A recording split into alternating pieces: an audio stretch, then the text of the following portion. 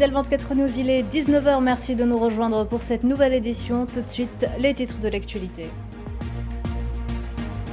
À la une ce soir, la situation à Gaza a atteint un point de non-retour. Pas moins de 140 Palestiniens sont tombés en martyrs ce lundi dans des bombardements intensifs sur les 4 coins de la bande. Fin de mission pour l'ambassadeur de la République arabe sahraoui démocratique en Algérie. Après avoir été reçu par le président Abdelmajid Tebboune, Abdelkader Taleb Omar n'a pas manqué de saluer l'engagement constant d'Alger en faveur de la cause sahraoui. Exemption de visa pour les diplomates. Alger dénonce les violations de l'accord de 2013 par Paris et promet des mesures de réciprocité. Violence en Libye, les efforts de cessez-le-feu restent stables selon le ministère libyen de la Défense qui appelle à faire attention aux fake news.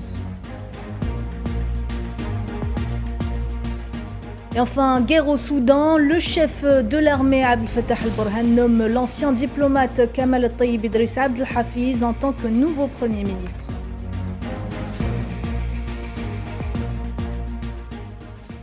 Bonsoir à toutes et à tous. Les mots ne suffisent plus pour décrire la situation à Gaza. Alors que la partitionniste compte prendre le contrôle de toute la bande, les bombardements n'ont jamais été aussi intenses. Rien que depuis l'aube de ce lundi, pas moins de 140 Palestiniens, dont un grand nombre d'enfants, sont tombés en martyrs dans des raids barbares ayant ciblé les 4 coins de l'enclave. Le bilan des victimes de ce génocide s'élève aujourd'hui à 53 486 morts et 151 398 blessés.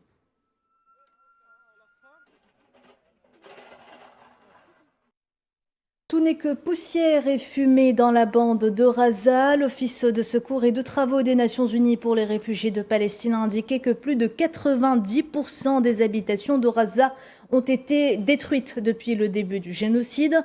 Dans un post Facebook, l'UNRWA a souligné que les familles de l'enclave sont confrontées à une destruction inimaginable, notant que l'occupation a déplacé un nombre record de personnes à plusieurs reprises et qu'il est impossible de fournir un abri aux Palestiniens.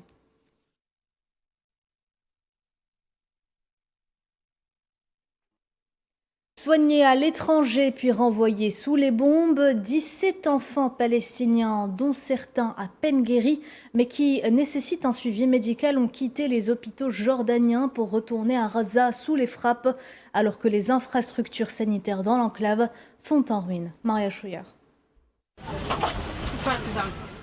De retour à Gaza, embrasé par les bombes, Nevin, bébé de 5 mois, avait été transférée en Jordanie pour une opération à cœur ouvert. Un séjour médical censé la sauver, mais à peine soignée, elle a été renvoyée dans une enclave ravagée par le génocide, dans une tente brûlante de chaleur au cœur de Gaza.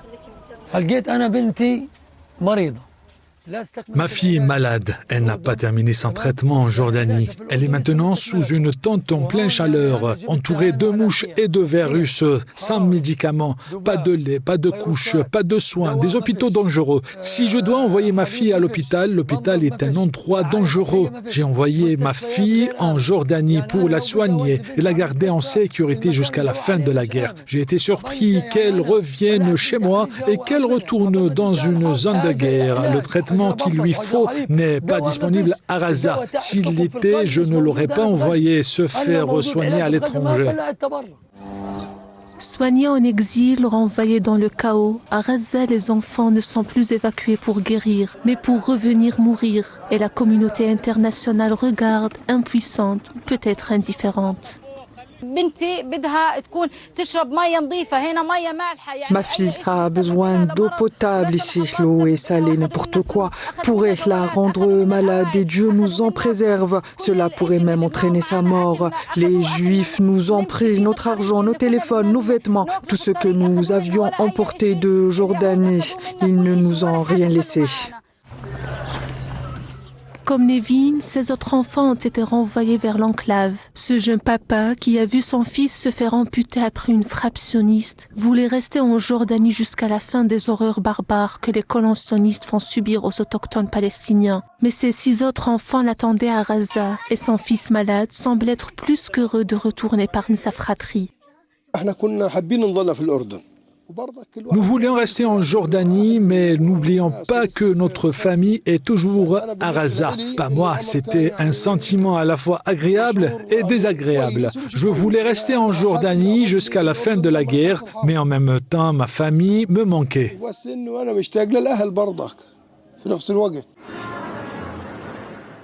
Entre rester loin des bombes mais séparés des leurs ou rentrer au risque de mourir ensemble en martyrs sous les frappes, par choix ou par contrainte, ces familles sont retournées à Gaza au péril de leur vie. Ils sont de ce fait privés de tout suivi médical ici dans l'enclave où les infrastructures sanitaires sont anéanties. Et la question se pose, où se soigner à Gaza? Alors que la majorité des hôpitaux sont hors service, ceux qui restent entre guillemets fonctionnels sont confrontés à de graves pénuries de ressources médicales. Résultat, le nombre de blessés augmente, les soins manquent et la famine se propage. Madame Zenzitouni. Ils sont des dizaines de victimes palestiniennes affluées vers l'hôpital Al-Ahli Al-Arabi, l'un des quelques hôpitaux encore fonctionnels dans la bande de Gaza. Dans cet hôpital, les équipes médicales tentent de secourir les nombreux blessés provenant de différentes régions de l'enclave palestinienne. Leur nombre qui ne cesse d'accroître en raison de frappes aériennes intensives. L'hôpital est confronté à un grave manque de ressources médicales. L'hôpital Baptiste a repris ses activités et accueille à nouveau un grand nombre de blessés suite aux récentes attaques. Sa capacité d'accueil reste considérablement réduite. Continuons néanmoins de prendre en charge tous les patients entrants, malgré les contraintes d'espace. Éreintés par la faim, privés de sommeil en raison de la menace constante des frappes aériennes, les civils palestiniens ne savent plus à quel sein se vouer. Les malades, eux, souffrent doublement à cause du blocus et du manque de médicaments et d'hôpitaux. J'ai un cancer, il n'y a ni nourriture ni traitement, rien. Combien de temps cela va-t-il durer? Nous sommes vraiment épuisés. D'un côté, il y a la guerre, de l'autre, la faim et le manque de soins. Combien de temps encore pourrons-nous supporter cela? Nous voulons que les points de passage rouvrent et surtout que la guerre cesse. Nous espérons que ces massacres et cette famine cesseront, que les déplacés pourront rentrer chez eux et que les blessés pourront se rendre à l'étranger pour se faire soigner. Les hôpitaux manquent ici de l'équipement et des médicaments nécessaires, même la nourriture est indisponible. Soumise à un blocus humanitaire sioniste étouffant depuis plus de 2 mois, la bande de Gaza a besoin de 600 camions d'aide humanitaire par jour afin de répondre aux besoins essentiels de la population de l'enclave, selon le programme humanitaire d'Oxfam. Justement, à ce propos, le bureau des médias du gouvernement à Gaza a confirmé que l'occupation sioniste commet des massacres quotidiens et bombarde délibérément les hôpitaux et les entrepôts de médicaments dans le cadre d'une politique systématique de génocide. Dans un communiqué, le bureau a expliqué que l'occupation continue de cibler et de bombarder les établissements de santé et de détruire les installations médicales dans le but de les mettre hors service et de manière systématique.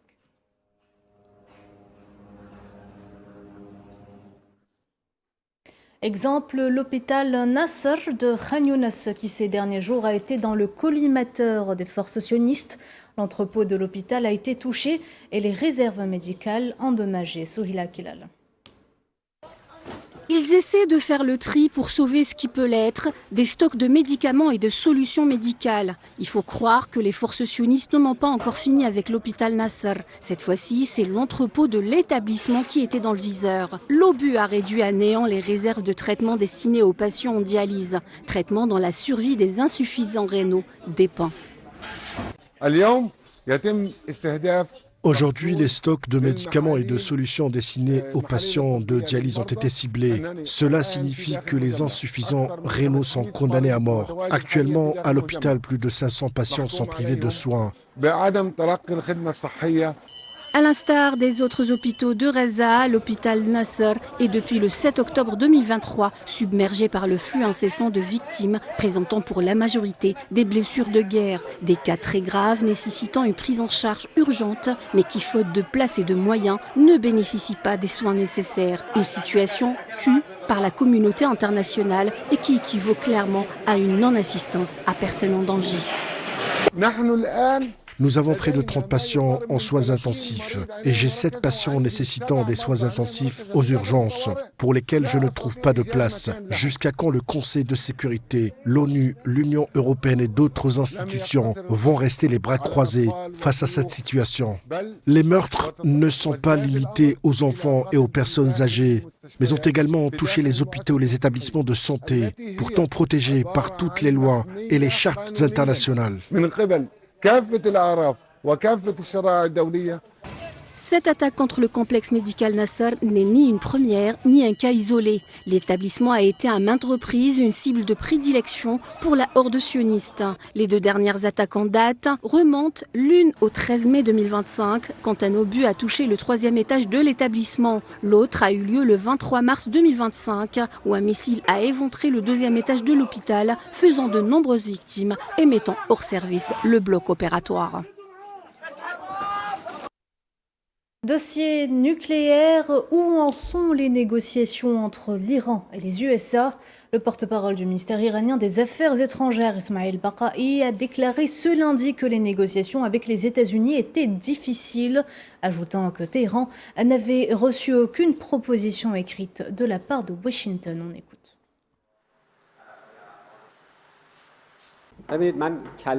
Nous avons employé le terme difficile à propos des négociations avec les États-Unis. Une partie de la difficulté des négociations avec les États-Unis réside dans le fait que l'on a affaire à une partie qui ne respecte aucune des règles conventionnelles du processus diplomatique. L'imposition même de sanctions sous prétexte de poursuivre un processus diplomatique avec la République islamique d'Iran est en soi un signe de manque de sérieux et de bonne foi. C'est le moins que l'on puisse dire.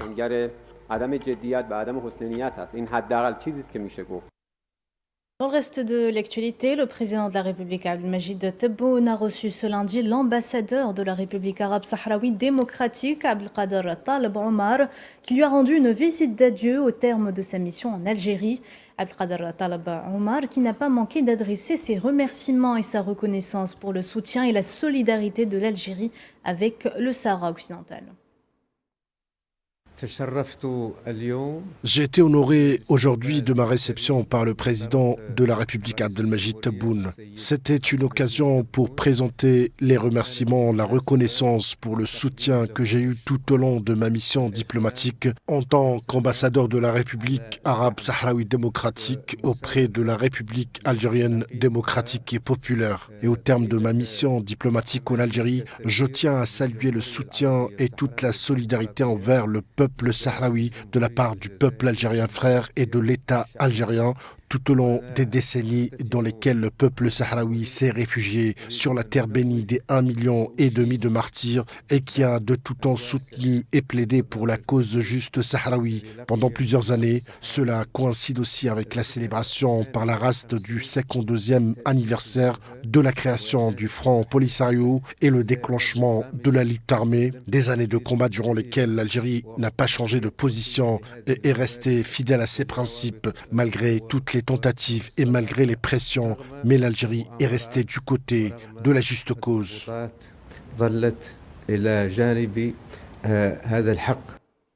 L'ambassadeur de la RASD ajoutera que durant ces 52 dernières années de lutte, le peuple sahraoui aura contrecarré toutes les tentatives du régime marocain de légitimer sa colonisation du Sahara occidental.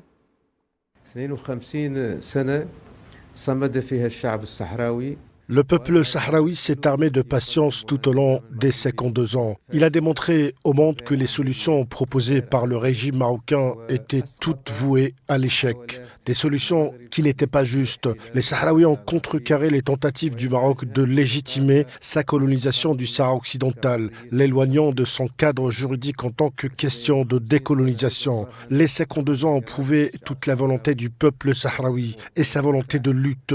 Toutes ces années ont ancré dans les mémoires des générations l'amour de l'Algérie. Le peuple sahraoui approfondira ses relations de fraternité, ses relations d'amitié et d'alliance avec l'Algérie pour qu'un jour nous puissions vaincre les envahisseurs et les forces coloniales.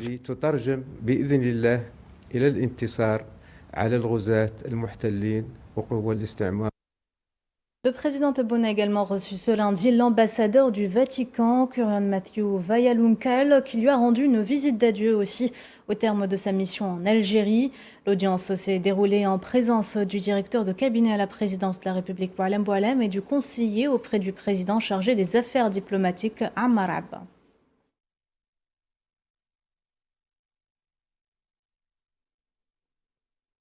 Le président de la République a par ailleurs reçu le président du groupe de la Banque africaine de développement, Akinwumi Adesina, et la délégation l'accompagnant. La rencontre s'est déroulée en présence du ministre des Finances, Abdelkrim Bouzred, et de l'administrateur pour l'Algérie auprès de la BAD, Brahim Bouzeboujan.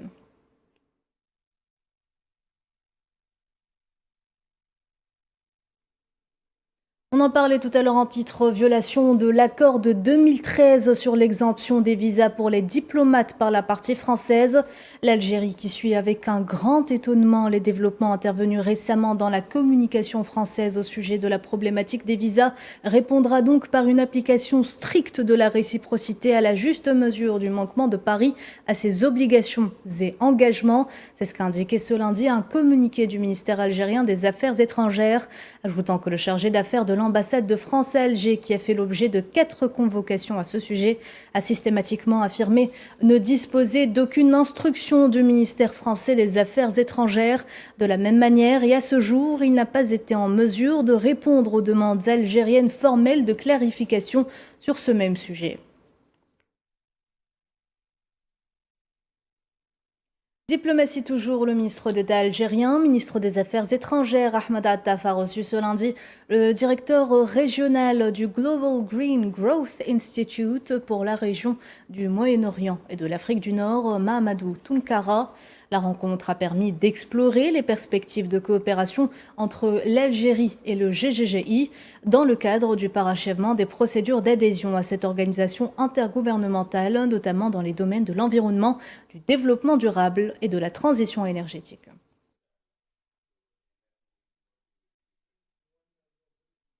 On reste en Algérie. Azouz Nasri a été élu ce lundi nouveau président du Conseil de la Nation lors d'une séance plénière consacrée à l'installation des nouveaux membres et l'élection du président du Conseil dans le cadre du renouvellement par la moitié de la composante du Conseil de la Nation au titre de l'année 2025. Candidat du groupe parlementaire du tiers présidentiel, Azouz Nasri a été plébiscité par l'ensemble des groupes parlementaires représentés au sein du Parlement.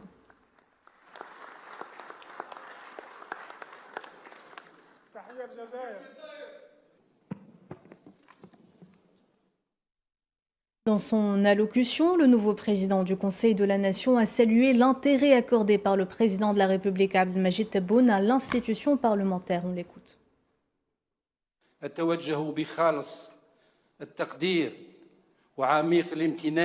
Je tiens à exprimer ma profonde gratitude de reconnaissance au président de la République Abdelmajid Tebboune pour son engagement constant à renforcer la place du pouvoir législatif dans le système de gouvernance et sa valorisation permanente de son rôle central dans la concrétisation de l'état de droit et l'ancrage de la pratique démocratique. Je salue aussi l'attention particulière que porte le président de la République à l'institution parlementaire, ce qui dénote de sa profonde conviction de l'importance de l'équilibre institutionnel et sa volonté politique sincère de moraliser et de rajeunir le pouvoir législatif en rehaussant sa place dans l'édifice institutionnel de l'État et en encourageant l'alternance démocratique responsable. Économie, Alger accueille à partir de ce lundi les assemblées annuelles de la Banque islamique de développement, réunissant les représentants de 57 pays membres ainsi que de nombreux acteurs économiques. Objectif, dynamiser les flux d'investissement au sein de l'espace BID. Mohamed Wali Ben Chaban. Devenant le centre névralgique de la finance islamique, Alger accueille les assemblées annuelles de la Banque islamique de développement, un rendez-vous stratégique qui réunit les représentants des 57 pays membres aux côtés de nombreux décideurs économiques. La stratégie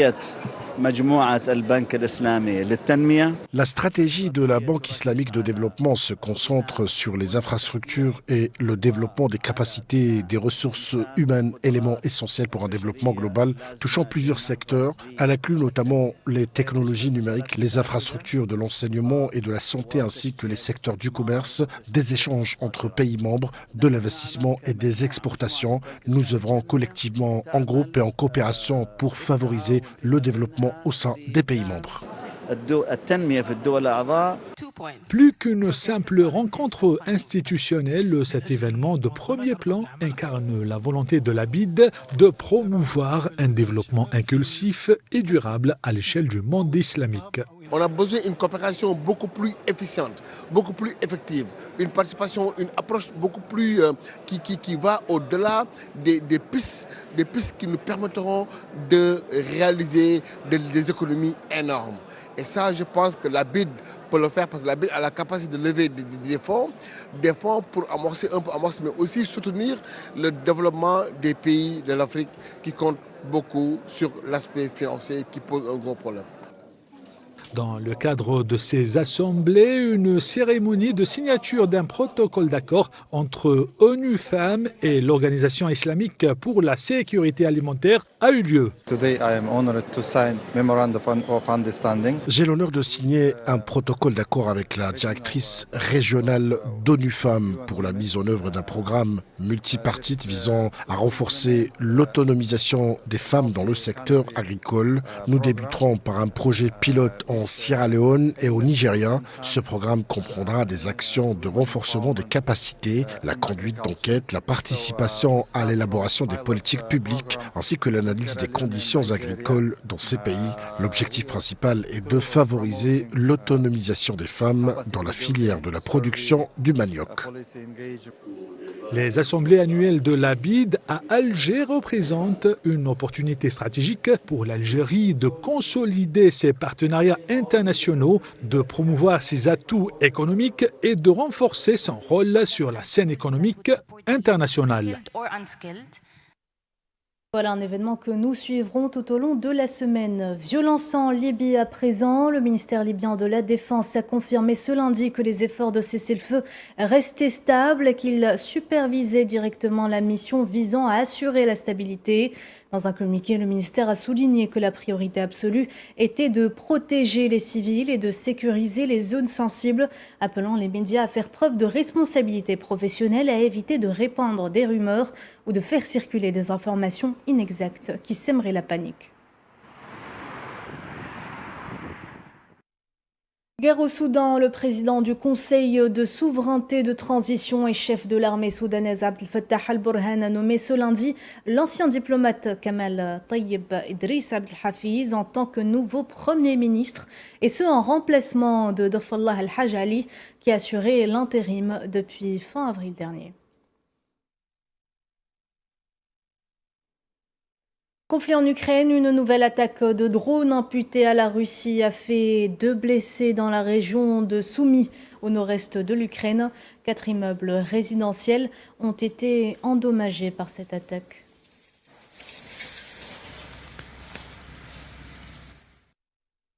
Les résultats sont tombés. Nikoussor Dan, maire de Bucarest et candidat indépendant, a remporté le second tour de la présidentielle en Roumanie avec 54,7% des voix, battant ainsi son rival Georges Simion qui en a obtenu 45,83%.